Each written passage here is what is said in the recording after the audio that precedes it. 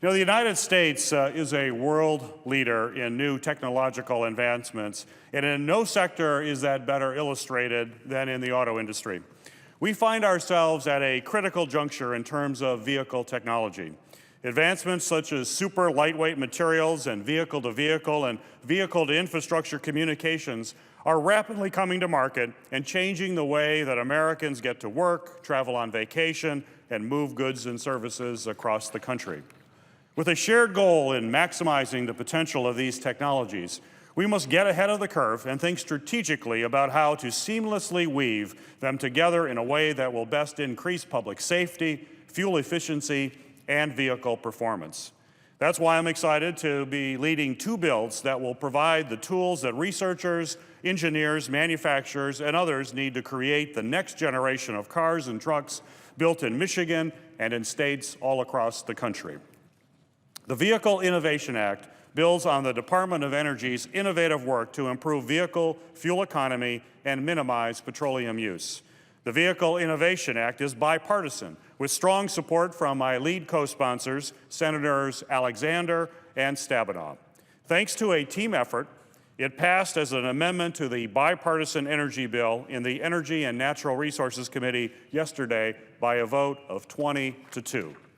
The need for this legislation is clear. Oil dependency is driven by transportation, particularly cars and trucks. Transportation is responsible for 66% of U.S. petroleum usage and 27% of greenhouse gas emissions. America's dependence on oil possesses significant economic, energy, and environmental risk to the U.S., and the Department of Defense has recognized that our reliance on oil puts our men and women in uniform at greater risk. We have 240 million light-duty vehicles on the road in the U.S., and it takes decades of sustained effort to turn over that fleet. It is absolutely critical that we develop the advanced technologies now in order to achieve fuel savings in the future and become truly energy independent. The Vehicle Innovation Act establishes a consistent and consolidated authority for the Department of Energy's Vehicle Technologies Program, which promotes partnerships with the public and private sector to improve fuel efficiency in vehicles. Through this program, the DOE will collaborate with light-duty automobile and medium and heavy-duty commercial truck engineers, manufacturers, and suppliers to conduct cutting-edge research that will help us advance the future of fuel-efficient cars and trucks. DOE's sustainable transportation initiatives are already making great strides in vehicle efficiency, and VIA will continue to strengthen these activities while providing new authorities to expand their work. The SuperTruck initiative is a great example of this. Industry partners have achieved and exceeded the program goal of a 50% improvement in overall freight efficiency on a heavy-duty Class 8 tractor-trailer.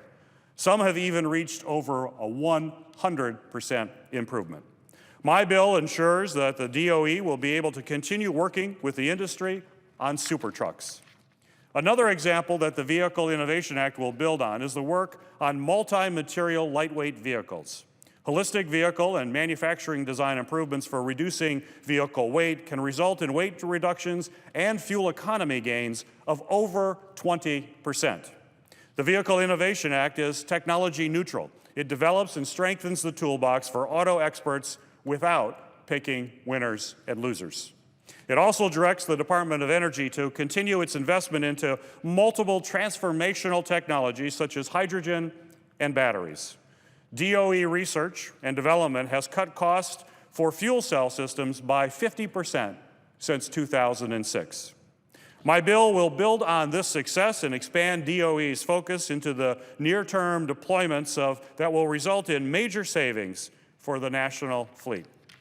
The Vehicle Innovation Act also includes new research authorities on vehicle-to-vehicle, or V2V, communication systems. This technology allows cars to talk to one another and recognize dangers that a vehicle's radar, cameras, and other sensors can't detect. As we are working to develop these features in new vehicles, we must also ensure that we are keeping pace with technologies in our infrastructure. Vehicle-to-vehicle infrastructure, or V2I, this technology allows vehicles to communicate with the road and has the ability to help prevent collisions, relieve traffic congestion, and reduce unnecessary energy consumption. That's why I introduced another bill to promote investments in V2I technology by authorizing states to use existing surface and highway transportation funding to invest in V2I projects as they upgrade highway infrastructure. An example of V2I in action is a monitor on a bridge that will tell approaching drivers if there is a dangerous ice buildup on it. Other examples include traffic signals that warn vehicles of stopped traffic, or sensors warning of nearby emergency vehicles or work zones. In 2013, the National Highway Traffic Safety Administration found that more than 32,000 people were killed in vehicle crashes.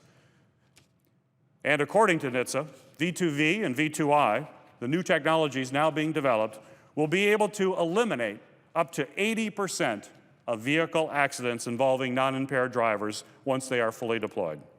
I am pleased that my V2I legislation is included in the overall highway bill the Senate is considering this week, and I look forward to working in the fall during the conference to make sure that this funding eligibility language remains in the bill.